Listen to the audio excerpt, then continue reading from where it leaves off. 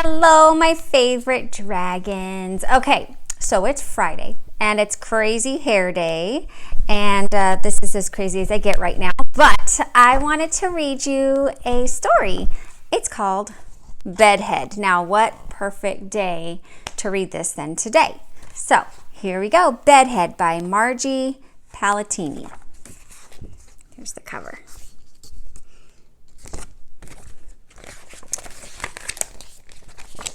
Oh boy, let's see if it fits.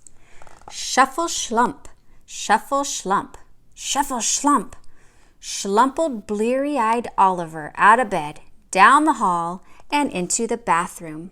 He yawned, he yanked, splashed some water, swished some mouthwash, gave his front teeth a passable brushing, and then, in a gunkless corner of the soapy silver soap dish, in a fogless smidgen of his father's foggy shaving mirror, right there on the hot water faucet, for heaven's sake, he saw it. It was big. It was bad. It was Bedhead. Oliver's hair was out of control, way out of control. There was hair going this way, hair going that way, hair going up, down, around, and around, and there was one teeny tiny clump of hair way at the back of his head that looked just like a cat's coughed up fur ball. Ah! Even the cat looks frightened. Oliver's scream shook. It rattled. It rolled all the way down the stairs and into the kitchen, where Fruit Loops went flying. Milk was spilled, spit and sputtered, and 2 toast toasties did triple backflips onto the breakfast table. "Oliver! Oliver! Oliver!" shouted Mom, Dad, and Emily as they ran up the stairs and headed for the bathroom door.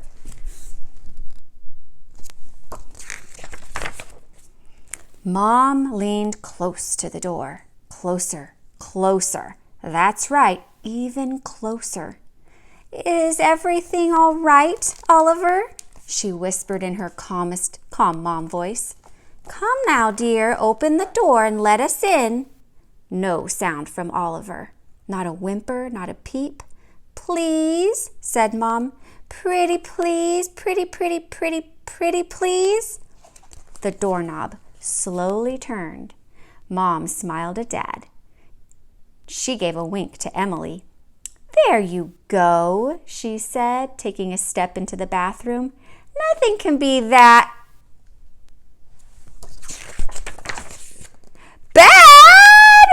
Wrong. It was that bad.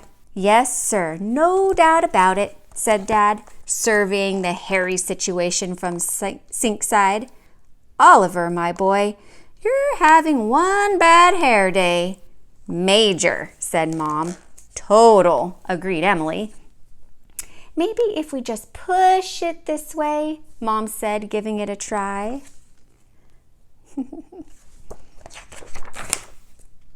Boing. "Been there, done that," moaned Oliver. "Perhaps if we just pull it that way," said Dad. Boing. "Been there, done that," groaned Oliver. "I could curl it," offered Emily. "Ready to roll." Oliver stared a steely stare at his sister. "I don't think so." "Oh, then we'll just wet it," said Mom. "Yes, let's just wet it," they all agreed. So they watered Oliver. They splished him and splashed him, gave him a good soak and dunk. "Ah," they said, sighing a confident, job well done sigh. Oliver's bedhead was now one dripping wet head. And then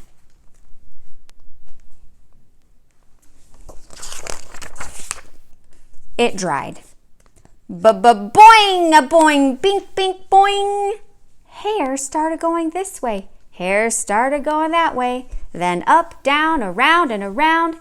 And there was now a bigger clump of hair at the back of his head that looked just like a cat's coughed up fur ball.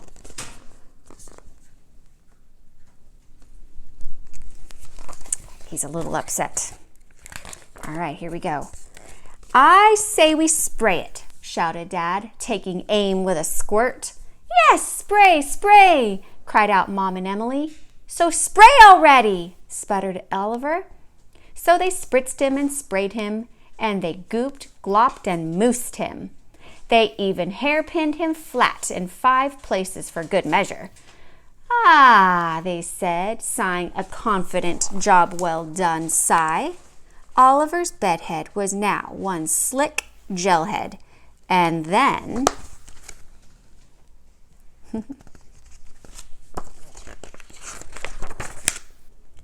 pins went flying. Boing, boing, boing, boing, boing. Hair started going this way, hair started going that way, then up and down, around and around, and there was now an even bigger clump of hair at the back of his head that looked just like a cat's coughed up fur ball. Oliver wondered, maybe if I just kind of, brushed it a bit? No, no, the 3 shouted, seeing the boy with the bristles poised. Whatever you do, no, no, no brush.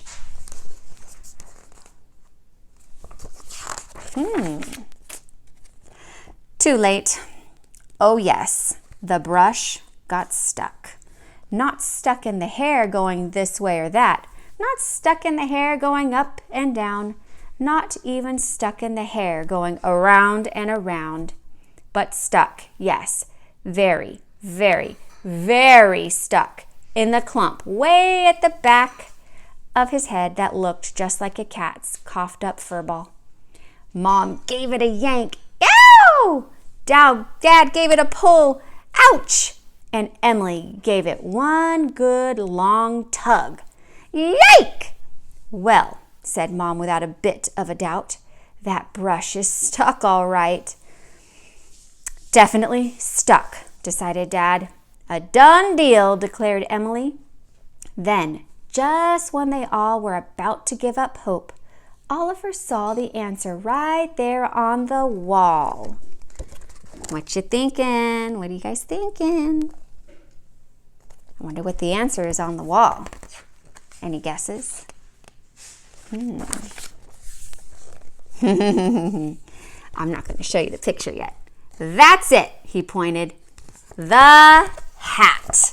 The hat! Go get that hat. So, without one more thought of a spritz, spray, or dunk, they all helped Oliver squish, smoosh, and cram every bit of bedhead, stuck brush and all, into his faithful old battered but true blue baseball cap. Well, almost, good enough.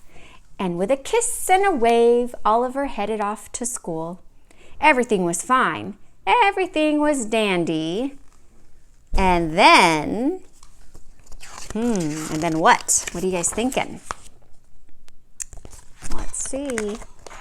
Mary Margaret, who sat in the 3rd row, 4 seats down, 1 desk across from Oliver and Mrs. Oppenheimer's class at Biddlemeyer Elementary, looked over to him and said, "You can't wear that hat."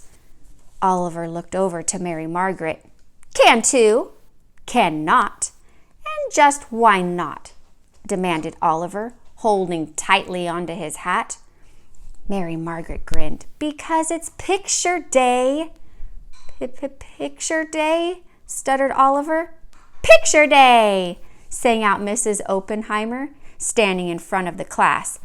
"Everyone line up for class picture.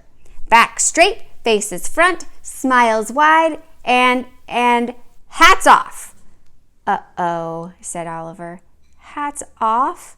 "We're waiting, Oliver," said Mrs. Oppenheimer as everyone took their places.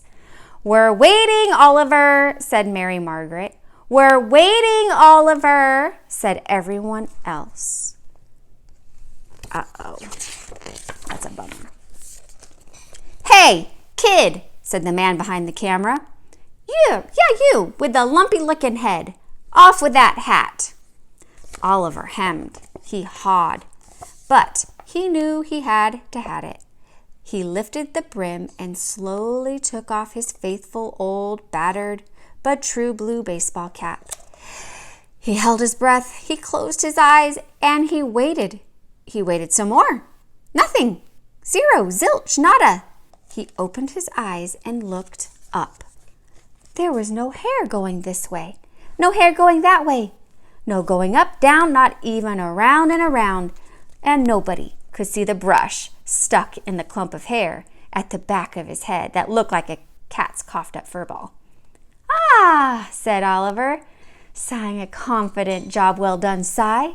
Ready, everyone, sang out Mrs. O. Big smiles and say cheese on the count of 3. 1, she said. 2, she said. And then. What do you think? Ba-ba-ba-boing! Bing, boing, boing! Hair started going this way. Hair started going that way. Hair started going up, down, around, and around, and the brush was stuck in the clump of hair way at the back of his head that looked just like a cat's coughed-up fur ball, let loose and boinged Mary Margaret on top of her head and boomeranged right into Mrs. Oppenheimer's nose. 3, she said, boinked Mrs. O, just as she and everyone else at Biddlemeyer Elementary got a look at Oliver and his bedhead. Ah, jeez! Click. Got it, said the photographer.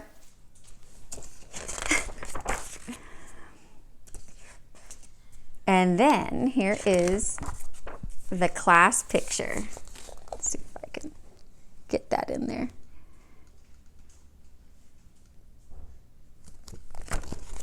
The end. Did you guys get a good look at this one? There's his hat. So, what do you think the message is of Bedhead? I'd be curious to hear what you think. So comment on the video when I link it into Classroom. I'd love to hear your thoughts, guys. I hope you're having a great day. I miss you. Bye.